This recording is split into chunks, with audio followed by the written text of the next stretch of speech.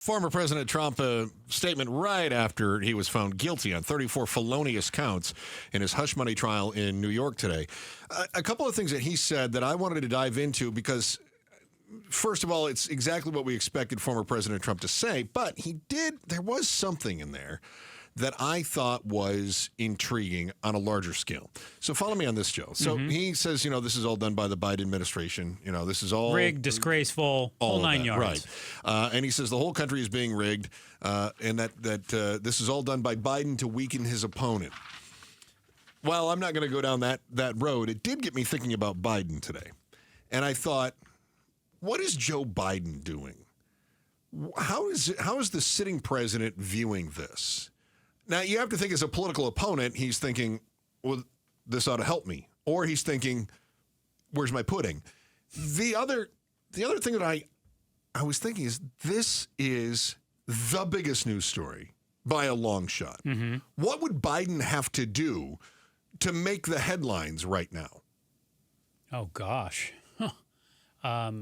Honestly, I don't want to sound morbid, but have some sort of medical event. I don't disagree.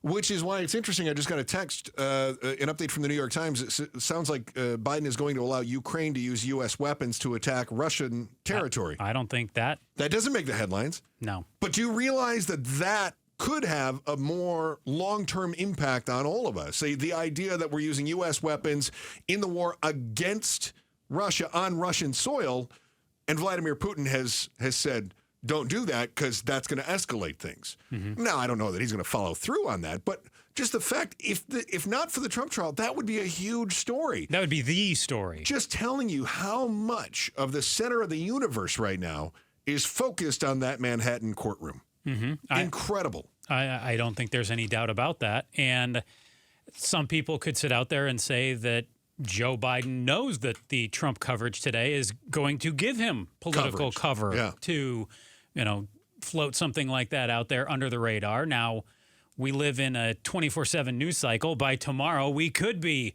back to talking about President Biden and what's going on with Ukraine. Could be. Where until we get this sentencing on July 11th for this hush money case, largely, I think we'll slowly kind of move off of it over the next couple days here. We've seen a verdict now. We wait for sentencing, and we have to proceed from there.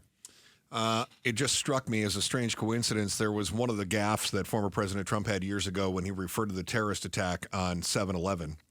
I don't know if you recall that. I don't. People said, wait a minute, what are you doing? And I said, wait a minute, the guy just misspoke. He meant 9/11. He meant 9/11. But now, coincidentally, his sentencing is set for 7-Eleven. Well, just throwing it out there. Thanks for watching The Chris and Joe Show. Click to see more from Chris and Joe and tap the button in the middle to subscribe to KTAR News.